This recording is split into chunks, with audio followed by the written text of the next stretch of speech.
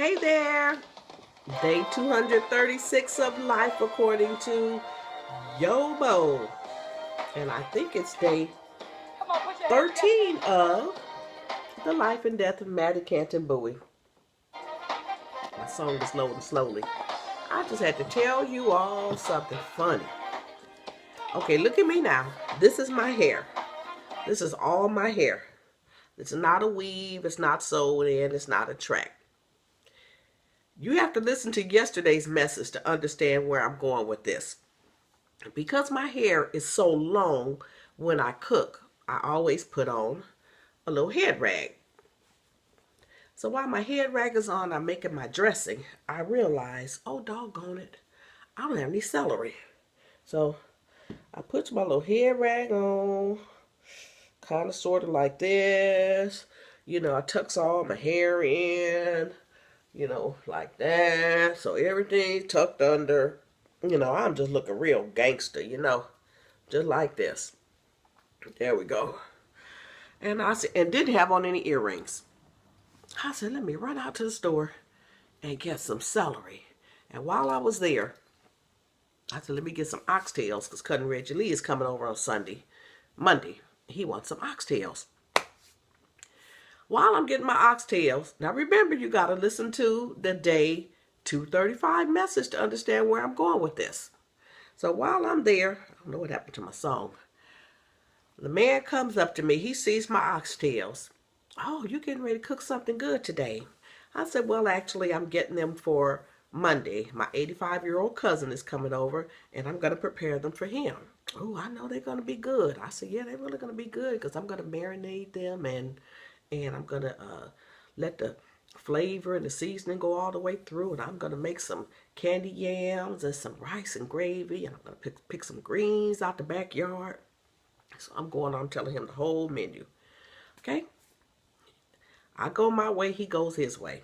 Then while I'm paying for my food, my husband called to tell me I left my debit card at home. So I'm standing there at the register. I'm counting out all the money I have. Pennies, nickels, dimes, quarters, hoping there's some more change in the car if I need it. Still got my head rag on my head, looking crazy. And the man, I get through counting, and the next man in line, he looks at me, he says, hey, beautiful. What did I tell y'all yesterday? What did I tell y'all yesterday? You have to look at your family, and you have to see what is in your family. Russ, what's running through your bloodline? You got to know your family. You got to know yourself. That way you just don't follow the flow. You just don't do what you want to do because you feel like doing it. I told y'all yesterday, I don't have no trouble picking up a man. If I really wanted a man today, if I wanted a date tonight, I don't have no trouble doing that. Now, let me tell you something. I had to call one of my cousins. I was laughing when I left there because she had listened to the message already. I said, girl, I'm in the store with a head rag on, and the man came by and called me beautiful. So we just laughed. Now, I'm not telling no names. I'm just saying about some of the cousins in my family. I'm 20 years younger than all of them. So all of my first cousins are almost 80 years old. That's my Texas cousins. So let me tell you about her. She had this guy that she courted way back when she was in high school. This is 50-some years ago. This fool moved to Texas, tracked down one of our other first cousins to get her phone number. He and his wife moved to Texas. He called her knowing he got a wife, sniffing up behind her. Well, she gave him his walking papers and dismissed him. But one day she was in Sam's Club with her brother, with her sister-in-law, and they bumped into each other. He's with his wife. She walked away because the man had already gotten on her nerves trying to call her when he already has a wife. Do you know this man left his wife there, took off, going up and down the aisles in Sam's Club, trying to figure out where she went. Just this year, the man's wife died. This man called her before his wife could get in the ground. She told him, you're being disrespectful to your wife. You did it once before.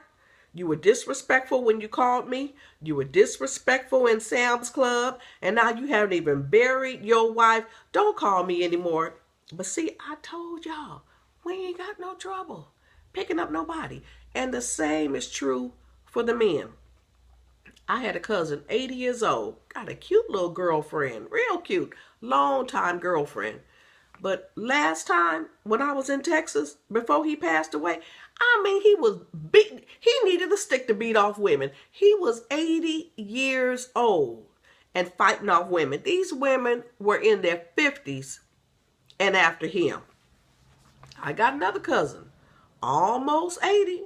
His wife died, and honey, he had the pick of the litter for who was going to be his next wife. He didn't have no trouble finding a woman when his wife died. He didn't have no trouble finding the next wife.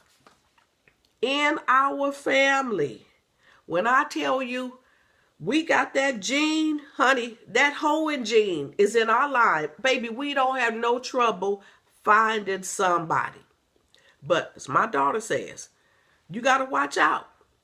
When you get the man, it might be a piece of man. See, for me, I know what piece they want to give me. So I just don't stick my chest out and say, child, I don't need to be online looking for a man. I can get me a man all by myself.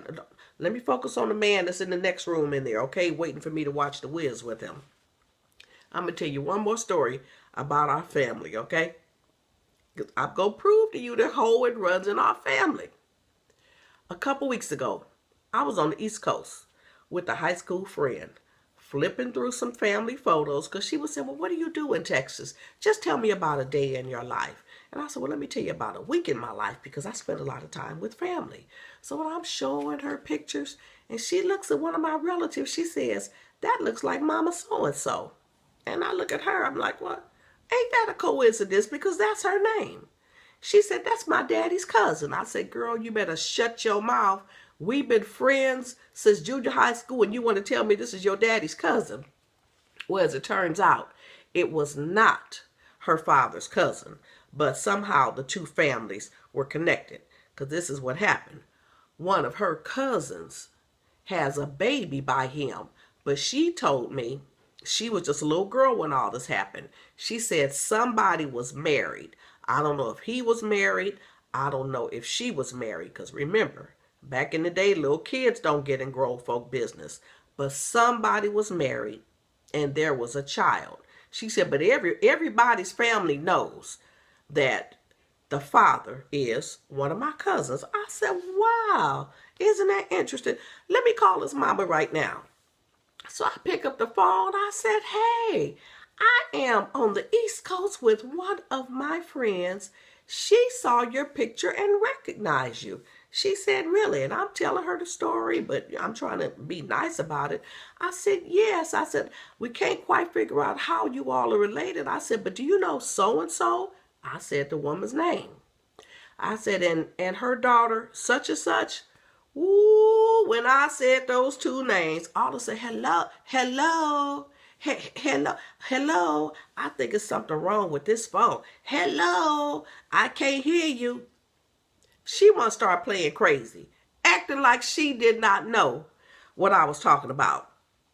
I'm still talking about Mattie, Bertha, Canton, Bowie, because by now I have shown you a pattern of behavior in the family that didn't start with her. Did not start with her. She got parents that did silly stuff.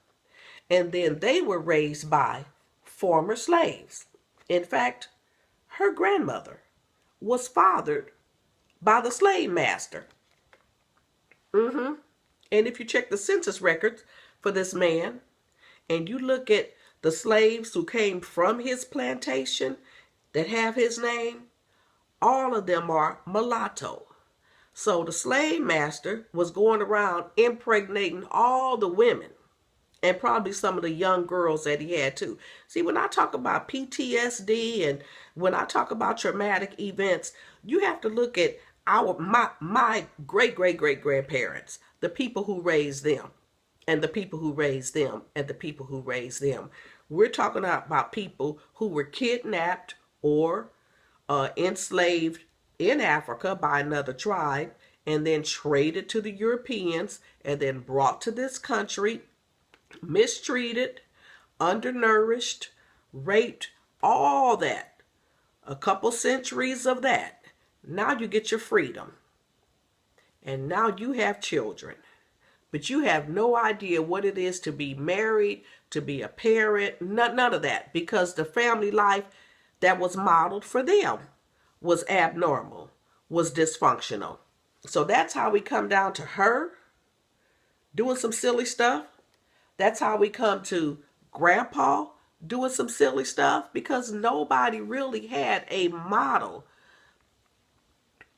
Let me keep going. Let me leave that alone. Okay, so now, on top of my mother and the dysfunction in her house, my mother being the product of a mother that had some dysfunction in her family, and her daddy, who had plenty dysfunction in his family. Now my mother decides, I want to know the truth about my childhood. I want to know the truth about my life. Getting to the truth, this is where we're going now with her journey. Getting to the truth is just like that phone call that I made when my friend said, that looked like Mama so-and-so. And the conversation went well until I monkeyed around and said some woman's name that got a baby by her son. She know doggone well who I'm talking about. My mother starts searching for the truth from people who don't talk about it. What do? They just play crazy. They act like they don't know what in the devil you talking about. I don't know what's wrong with this phone. This phone isn't working. What happened to this phone? Hello? Hello? Hello? Yeah, hello my foot. Uh-oh. Got a commercial. Once this commercial ends, we'll go ahead and there we go. Let me skip that ad. Hello? Hello? Bless Mama Heart. The journey for the truth. Come back tomorrow, and that's where we're going to pick up. All right. Thank y'all for watching Life According to YoBo. Told y'all I ain't got no trouble picking up no man. Shoot, I wasn't even going to shoot a video today, but I had to tell you. Mama still got it going on. You better believe that. Hey, see y'all. Bye-bye.